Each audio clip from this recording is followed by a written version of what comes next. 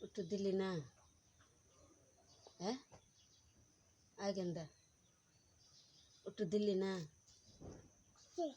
দিতি না একটু দিতি না কেক দিতি না একটু কিনা খাওয়া কিনাই তো খাম পরে তুই চাস সামুই তো কে তুই মানুষেরটা চাবি কি